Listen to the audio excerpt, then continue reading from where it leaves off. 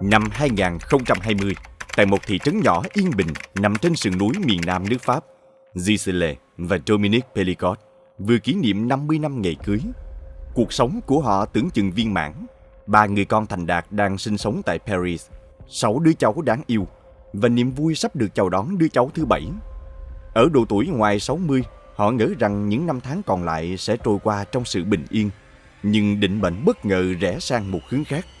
Dominique bị cáo buộc một tội danh nghiêm trọng, đẩy Gisèle trở thành tâm điểm chú ý không chỉ ở Pháp mà còn trên toàn thế giới. Các bạn đang theo dõi kênh Văn Tùng Siêu Kỳ Án và mình là Tấn Khoa. Hôm nay, chúng ta sẽ cùng khám phá câu chuyện gây chấn động về gia đình Pelicot qua góc nhìn đặc biệt từ cuốn sách của Caroline Pelicot, con gái của họ. Nếu bạn yêu thích những câu chuyện phá án ly kỳ và hấp dẫn, đừng quên để lại một like và subscribe để ủng hộ kênh. Bây giờ, hãy cùng mình bước vào câu chuyện bi thương này. Năm 2011, Gisèle bắt đầu xuất hiện những dấu hiệu bất thường về sức khỏe. Bà thường xuyên nói những điều khó hiểu, đôi khi đặt ra những câu hỏi rời rạc và thiếu logic trong các cuộc trò chuyện qua điện thoại với con cháu. Dẫu các con cảm thấy lo lắng, Dominique luôn trấn an họ rằng Gisèle chỉ đang quá mệt mỏi vì làm việc quá sức. Một người họ hàng là bác sĩ nghỉ hưu nhận định rằng bà chỉ bị căng thẳng và cần nghỉ ngơi nhiều hơn. Tuy nhiên, tình trạng của Gisèle ngày càng tệ hơn sau năm 2013. Mất ngủ triền miên, rụng tóc và sụt cân nghiêm trọng, giảm khoảng 8 kg trong vài năm. Các triệu chứng mất trí nhớ cũng trở nên trầm trọng.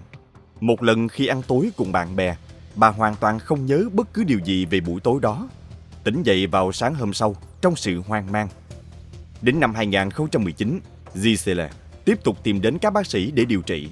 Bà được kê melatonin để đối phó với chứng mất ngủ kéo dài. Căng thẳng và kiệt sức cũng dẫn đến nhiều vấn đề sức khỏe khác.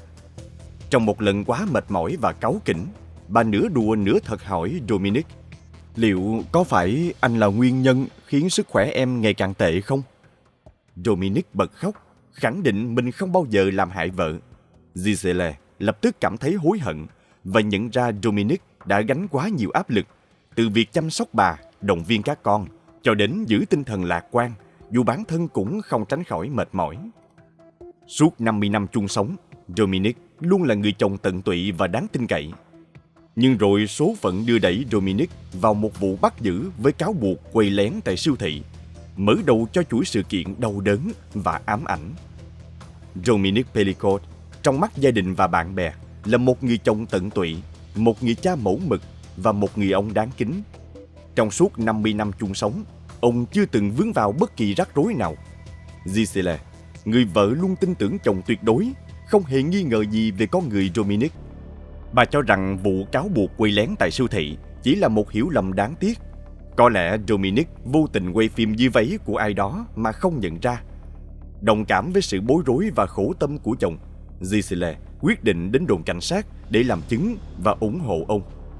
Tại đồn cảnh sát, trong khi Dominique bị thẩm vấn, Gisèle kiên nhẫn chờ đợi ở bên ngoài với tâm trạng lo lắng. Khoảng 1 giờ sau, một sĩ quan mời bà vào phòng thẩm vấn. Cuộc trao đổi bắt đầu nhẹ nhàng khi họ yêu cầu bà mô tả về Dominique. Gisèle không ngần ngại bày tỏ sự ngưỡng mộ dành cho chồng, miêu tả ông là một người chu đáo, tốt bụng và được mọi người yêu quý. Bà kể về cuộc hôn nhân hạnh phúc của mình. Suốt 50 năm bên nhau từ khi bà mới 18 tuổi, cả hai đã cùng vượt qua không ít khó khăn và vẫn giữ trọn tình yêu, dù đôi lúc không tránh khỏi những bất đồng. Cảnh sát tiếp tục hỏi về cuộc sống xã hội của bà và Dominique. Gisèle vui vẻ xác nhận rằng gia đình họ có một nhóm bạn bè thân thiết, thường xuyên tụ tập và tổ chức những bữa ăn tại nhà. Tuy nhiên, khi các câu hỏi dần đi xa khỏi chủ đề chính, Gisèle bắt đầu cảm thấy bối rối. Các sĩ quan chuyển hướng sang hỏi về giấc ngủ của bà. Liệu bà có thường xuyên thức dậy trong tình trạng mệt mỏi hay không? Sự khó chịu trong lòng Gisèle ngày càng lớn khi họ thăm dò về đời sống chăn gối giữa bà và Dominique. Và khi một sĩ quan hỏi liệu hai vợ chồng có sở thích đổi vợ đổi chồng hay không, bà lập tức tức giận. Bà phản ứng mạnh mẽ, khẳng định: "Tôi là một người phụ nữ có gia đình và tôi không bao giờ chấp nhận lối sống như vậy." Sự bất mãn của bà khiến căn phòng rơi vào một khoảnh khắc im lặng. Nhưng ngay sau đó, ánh mắt thông cảm của viên sĩ quan trước mặt khiến bà nhận ra rằng mọi chuyện không chỉ dừng lại ở một vụ quay lén vô ý. Anh ta lặng lẽ đặt một tập tài liệu lên bàn, không nói thêm lời nào. Với đôi bàn tay run rẩy, Giselle mở tập tài liệu và đeo kính vào để nhìn rõ hơn. Trước mắt bà là một bức ảnh chụp chính bà trong tình trạng trần trụi và bất tỉnh. Bên cạnh là một người đàn ông không quen biết. Giselle sững sờ. Bà tiếp tục lật từng bức ảnh và nhận ra tất cả đều có cùng bối cảnh: phòng ngủ quen thuộc của mình, ga trải giường, đèn ngủ và chiếc giường mà bà và Dominic đã chung sống hơn nửa thế kỷ. Nhưng trong mỗi bức ảnh, những người đàn ông bên cạnh bà đều là những gương mặt xa lạ. Giselle ngước lên nhìn viên cảnh sát với ánh mắt đầy kinh hoàng, nhưng lời giải thích mà bà nhận được còn khiến bà sụp đổ hơn. Những bức ảnh này được tìm thấy trong máy tính của Dominic. Chính ông ấy đã bí mật bỏ thuốc ngủ vào đồ ăn, thức uống của bà trước khi những vị khách kia đến. Sự thật khủng khiếp dần hé lộ. Người chồng mà bà từng tin tưởng hết mực, người đã luôn ở bên cạnh động viên, an ủi bà trong những năm tháng bệnh tật, hóa ra lại là kẻ phản bội tàn nhẫn nhất. Dominic không chỉ lợi dụng tình trạng sức khỏe yếu của vợ để thực hiện hành vi sai trái, mà còn chia sẻ những hình ảnh và video ấy với người khác. Toàn bộ bằng chứng được tìm thấy trong chiếc USB mà Dominic mang theo khi bị bắt tại siêu thị. Trong đó, cảnh sát phát hiện một thư mục có tên lạm dụng, chứa đến 20.000 tệp tin kỹ thuật số. Bên trong có 80 thư mục con. Mỗi thư mục được đặt tên theo một người đàn ông khác nhau. Các thư mục này chứa đầy hình ảnh và video ghi lại cảnh Dominic cùng những kẻ đó xâm hại Giselle. Không dừng lại ở đó, Dominic còn tỉ mỉ ghi chép từng chi tiết về các hành vi phạm tội, bao gồm ngày tháng, tên hoặc biệt danh của những kẻ tham gia và cả số lần lạm dụng. Một trong những ghi chú kinh hoàng nhất có nội dung: lạm dụng, bạo hành, đêm 26 tháng 5 năm 2020 với Mark, quan hệ 5 lần. Ban đầu các hồ sơ chỉ ghi lại các hành vi phạm tội từ năm 2013 đến 2020, nhưng quá trình điều tra cho thấy những tội ác này đã kéo dài ít nhất 10 năm với sự tham gia của 72 người đàn ông. Đối mặt với sự thật kinh hoàng, Giselle không thể chịu đựng thêm. Bà rời khỏi ngôi nhà chứa đựng 50 năm hôn nhân mà bà từng trân quý, mang theo mình chỉ 2 chiếc vali. Những vấn đề sức khỏe dai dẳng, những nỗi hoang mang mà bà trải qua trong suốt một thập kỷ, cuối cùng đã có câu trả lời. Nhưng sự thật lại đến với một cái giá quá đắt, phá vỡ mọi niềm tin và hủy hoại tất cả những gì bà từng tin tưởng. Vậy, mọi chuyện đã diễn ra như thế nào? Dominic không chỉ đơn thuần tổ chức các hành vi phạm tội, mà còn thiết lập một loạt quy tắc nghiêm ngặt dành cho những kẻ tham gia thông qua một diễn đàn trực tuyến. Những quy tắc này được xây dựng với sự tính toán tàn nhẫn nhằm che giấu tội ác của hắn. Các quy tắc bao gồm: cấm sử dụng nước hoa hoặc hút thuốc để tránh để lại bất kỳ dấu vết mùi hương nào, rửa tay kỹ bằng nước nóng hoặc hơ tay bên lò sưởi trước khi vào nhà, đảm bảo tay không lạnh để không làm Giselle tỉnh giấc, cởi bỏ hoàn toàn quần áo bên ngoài phòng ngủ để nếu Giselle bất ngờ tỉnh dậy, chúng có thể nhanh chóng rời khỏi mà không bị bắt gặp, đổ xe gần trường học hoặc cách xa nhà Dominic nhằm tránh sự chú ý của hàng xóm, để điện thoại di động trong xe, tránh những âm thanh làm lộ hành vi phạm tội. Tất cả những quy định này nhằm đảm bảo rằng mỗi lần xâm hại đều diễn ra trong im lặng, không để lại bất kỳ dấu vết nào có thể làm Giselle nghi ngờ. Tuy nhiên, sự tàn ác của Dominic không dừng lại ở đó. Hắn đã quay lại toàn bộ quá trình phạm tội bằng hình ảnh và video, sau đó đăng tải lên một diễn đàn trực tuyến kín. Tại đây, Dominic mời chào vợ mình như một món hàng, yêu cầu những kẻ tham gia quay lại video trong lúc xâm hại bà.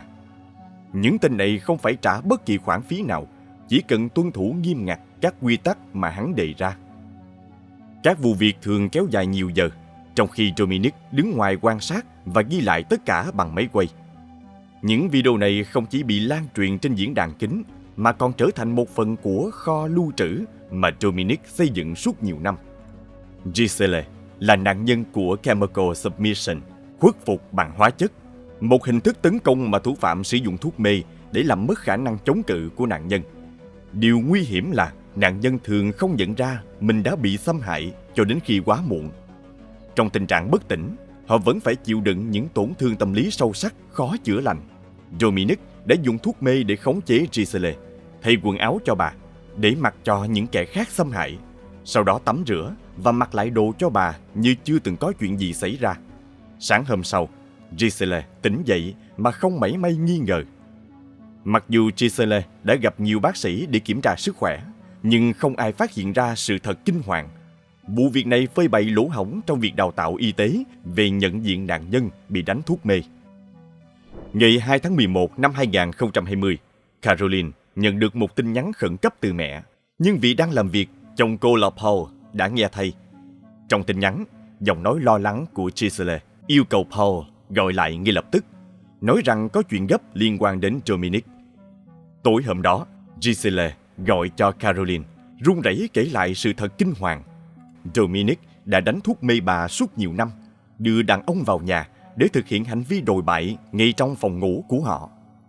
Caroline hét lên trong đau đớn, lập tức báo cho các anh trai và cùng họ đến đón mẹ. Tại đồn cảnh sát, Caroline biết rằng Dominic đã đưa ít nhất 50 người đàn ông đến xâm hại mẹ cô từ năm 2013, quay phim và phát tán trên mạng. Khi Caroline hỏi liệu Dominic có hối hận, cảnh sát trả lời, ông ấy chỉ cảm ơn vì đã được trút bỏ gánh nặng. Quá đau đớn, gia đình Caroline rời đồn cảnh sát để đưa Giselle về thu dọn đồ đạc. Nhưng trước khi họ kịp rời đi, điện thoại Caroline lại reo, một cuộc gọi khác từ đồn cảnh sát. Caroline cùng em trai quay lại đồn cảnh sát, nhưng chỉ mình cô được phép vào phòng. Viên cảnh sát mở đầu bằng một câu an ủi hời hợt, sau đó đưa cho Caroline xem một số bức ảnh.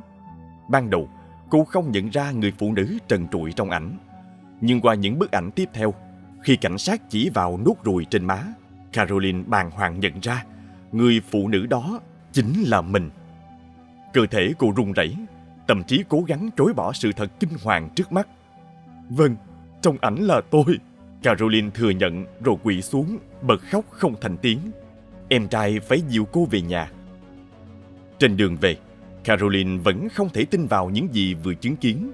Cô khẳng định mình luôn ngủ rất say, bất kỳ tiếng động nào cũng có thể đánh thức cô. Thế nhưng trong ảnh, đèn vẫn sáng, điều không thể xảy ra nếu cô đang tỉnh táo.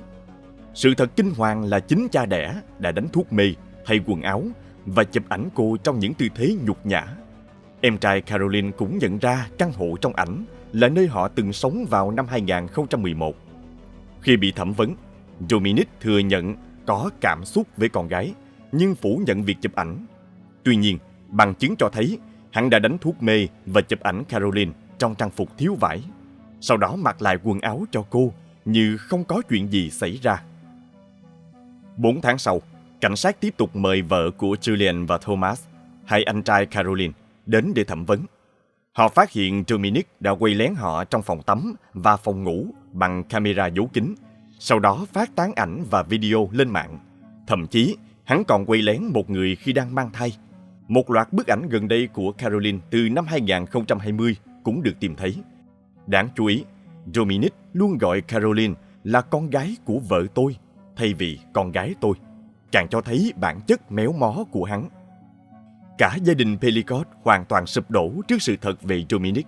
Họ không thể hiểu làm sao một người từng được coi là người chồng, người cha lý tưởng lại có thể che giấu bản chất thật một cách hoàn hảo đến vậy.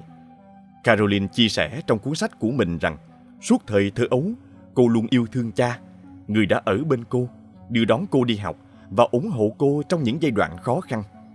Nhưng khi nhìn lại, Caroline nhận ra đã có những dấu hiệu cảnh báo, dù chúng quá mơ hồ để có thể kết nối. Giselle từng thấy một tin nhắn trong điện thoại Dominic với nội dung "Tôi vẫn chưa nhận được ảnh", nhưng hắn đã nhanh chóng gạt đi. Một lần khác, khi bà thấy màu sắc lạ trong cốc bia Dominic đưa, hắn liền đổ đi và tỏ ra không có gì đáng lo. Dominic cũng thường xuyên chụp ảnh Giselle, khiến bà không thoải mái. Nhưng ông ta biện minh rằng đó là vì yêu và trân trọng bà sau 50 năm chung sống. Giselle nhớ lại, có lần bà tranh cãi với người bạn thân từ thời đại học. Người bạn này từng cáo buộc Dominic có hành vi gạ gẫm cô, thậm chí cảnh báo Giselle rằng Dominic không phải người như bà nghĩ.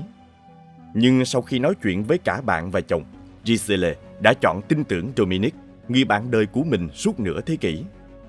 Một sự việc khác xảy ra vào năm 2011.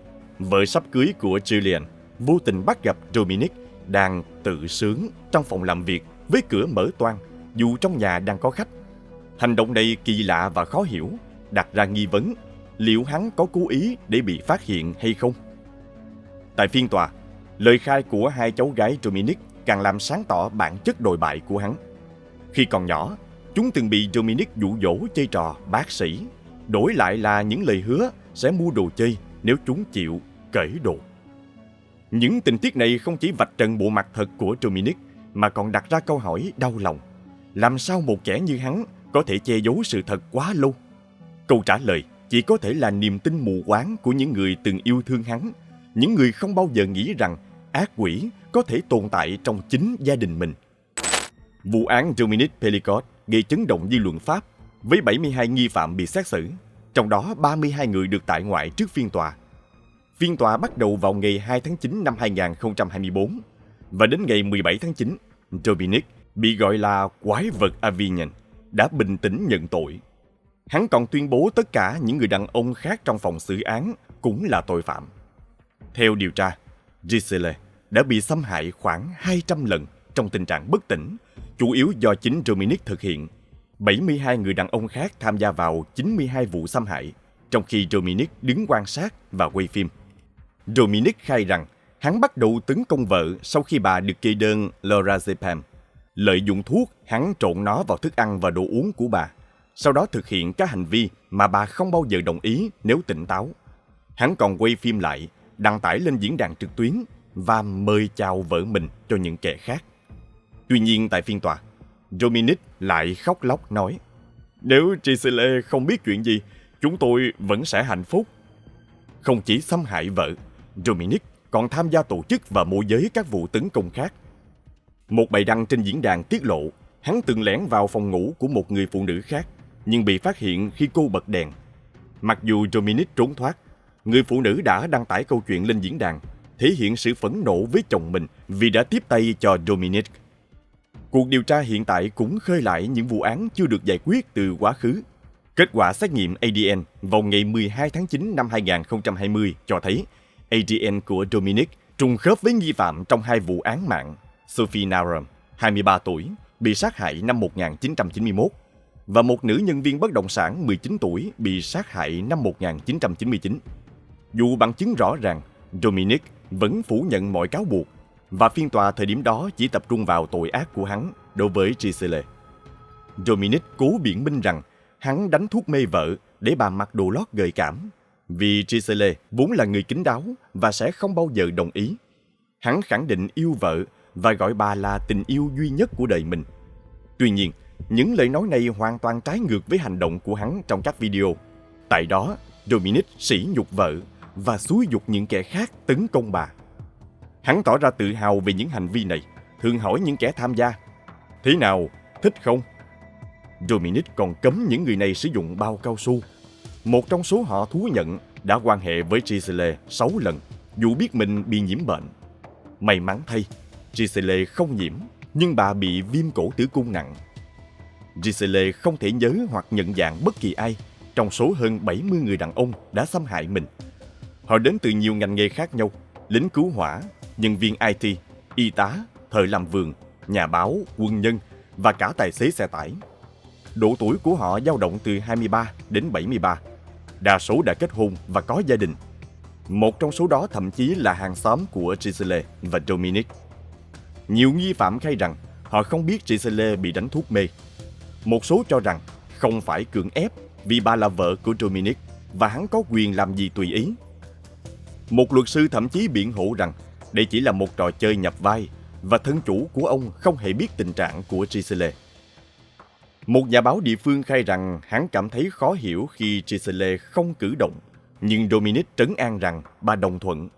Nhân viên IT thì phủ nhận liên quan, nhưng tin nhắn và hình ảnh trong máy tính của hắn đã tố cáo điều ngược lại.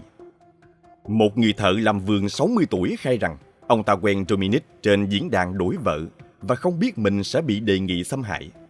Trong khi đó, một tài xế xe tải thú nhận rằng hắn thích sự bất động và ngoan ngoãn của Giselle. Andy Rodriguez, 37 tuổi, làm việc tại trang trại, khai rằng hắn gặp Dominic vào đêm giao thừa năm 2018. Dominic tiếp cận nói rằng vợ hắn thích Rodriguez, rồi đề nghị hắn quan hệ với Giselle. Sau một thời gian nhắn tin, Rodriguez đã đến nhà Pelicot và thực hiện hành vi. Hắn tuyên bố mình bị Dominic lừa và đổ lỗi cho vấn đề rượu, chất cấm cùng mâu thuẫn gia đình lúc đó.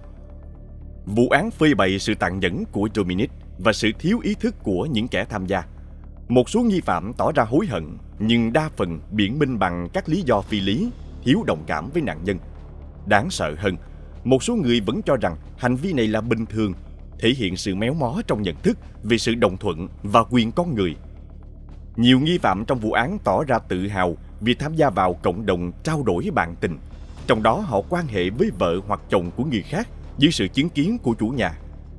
Một số thừa nhận hành vi đối với Giselle là sai trái, nhưng hầu hết không thể hiện sự hối hận hay đồng cảm, phản ánh sự thiếu nhận thức về tội ác của mình. Thậm chí, một số còn biện minh rằng Dominic đã đồng ý, nên việc làm của họ là hợp lý. Những lời biện hộ này thể hiện quan điểm lệch lạc về quyền tự chủ của phụ nữ và sự đồng thuận trong các mối quan hệ. Dù dư luận phần lớn đứng về phía Giselle, vẫn tồn tại những ý kiến đổ lỗi cho bà, cho rằng bà tự chuốc lấy hoặc cố biện minh cho hành vi của các bị cáo bằng những lời lẽ miệt thị. Việc đổ lỗi này không chỉ là sự xúc phạm nghiêm trọng, mà còn góp phần duy trì văn hóa im lặng xung quanh nạn xâm hại. Tháng 9 năm 2024, dư luận Pháp dậy sóng trước những phát ngôn vô cảm của thị trưởng thành phố nơi Giselle và Dominic cư trú. Ban đầu, ông ta cố gắng né tránh trách nhiệm, đổ lỗi rằng cả hai là dân nhập cư. Sau đó, ông tìm cách hạ thấp mức độ nghiêm trọng của vụ án, cho rằng không có ai bị sát hại, nên sự việc không quá nghiêm trọng.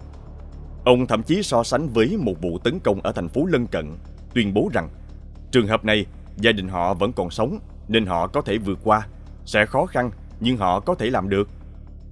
Những phát ngôn này không chỉ thiếu hiểu biết sâu sắc về tác động của xâm hại, mà còn cho thấy sự thiếu đồng cảm và vô trách nhiệm từ một người lãnh đạo.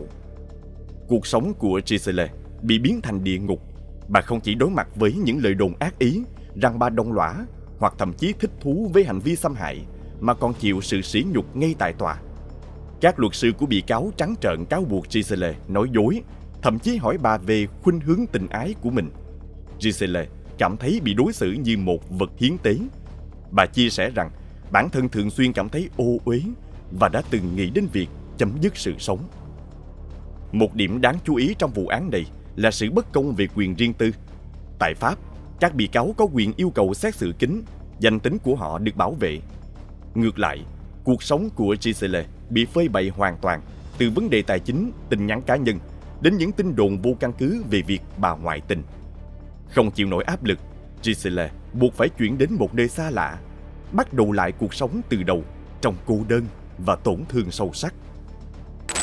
Sau 50 năm hôn nhân, Giselle phải học cách sống tự lập từ đầu, từ lái xe, làm việc nhà, quản lý tài chính, đến xây dựng các mối quan hệ mới. Bà chia sẻ rằng tất cả những gì còn lại sau cuộc hôn nhân tan vỡ chỉ là 2 chiếc vali, cùng cảm giác mất mát và hoang mang tột độ. Đau đớn hơn, bà phải đối mặt với những lời chỉ trích và tin đồn vô căn cứ rằng bà ngoại tình. Khi sức khỏe của Giselle bắt đầu suy giảm cách đây 10 năm, Dominic lợi dụng tình trạng yếu đuối của bà để nắm quyền kiểm soát tài chính gia đình. Hậu quả là Giselle phải gánh chịu các khoản nợ lớn tại ngân hàng, trong khi Dominic lại dùng điều đó để thỏa mãn sở thích hư hỏng của mình. Caroline viết trong cuốn sách, mẹ tôi không thể chấp nhận sự thật rằng bố tôi đã thao túng bà một cách tàn nhẫn và có chủ đích, vì nếu bà nhận ra bản chất thật của chồng mình, bà sẽ suy sụp. Dù bề ngoài mạnh mẽ, bên trong Giselle đã hoàn toàn tan vỡ. Mối quan hệ giữa bà và Caroline trở nên căng thẳng khi Caroline không hiểu tại sao mẹ mình vẫn giữ tình cảm với Dominic sau tất cả những gì đã xảy ra. Giselle thậm chí còn lo lắng cho Dominic trong thời gian ông ta bị giam giữ. Sau này, Caroline phát hiện Dominic vẫn cố gắng thao túng Giselle thông qua những lá thư đầy nước mắt gửi từ trại giam. Giselle sống trong nỗi đau, trong khi danh tính của những kẻ xâm hại bà, ngoại trừ Dominic, vẫn được giữ kín.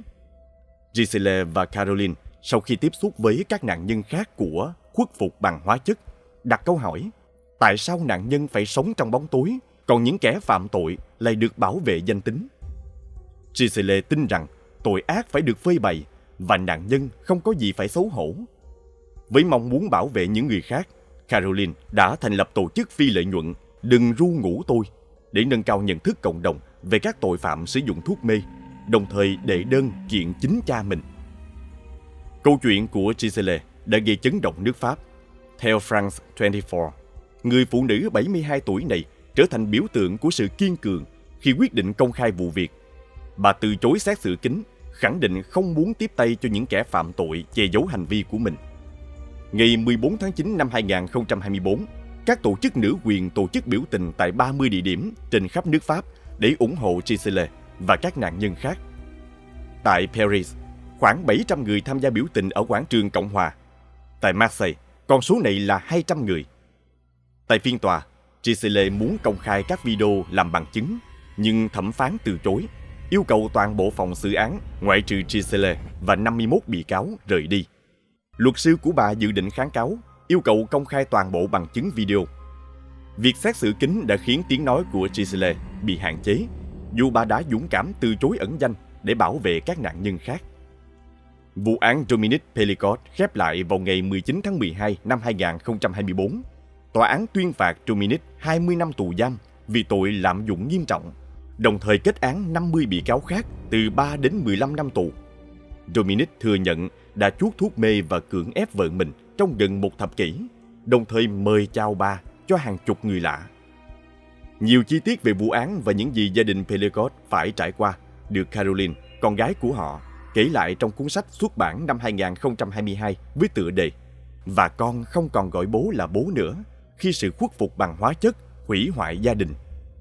Để bảo vệ sự riêng tư, chỉ tên của Dominique và Giselle là thật, còn tên của Caroline và các anh em cô đều là bút danh. Vụ án này không chỉ là một bi kịch gia đình, mà còn là hồi chuông cảnh tỉnh về những nguy cơ trong các mối quan hệ thân thiết. Nó đặt ra câu hỏi nhức nhối: liệu chúng ta đã làm đủ để bảo vệ những người như Giselle? Làm sao để nạn nhân thoát khỏi bóng tối và lấy lại công bằng? Cảm ơn các bạn đã theo dõi Văn Tùng Siêu Kỳ Án. Nếu muốn tìm hiểu thêm về vụ án nào, hãy để lại yêu cầu dưới phần bình luận nhé. Xin chào và hẹn gặp lại.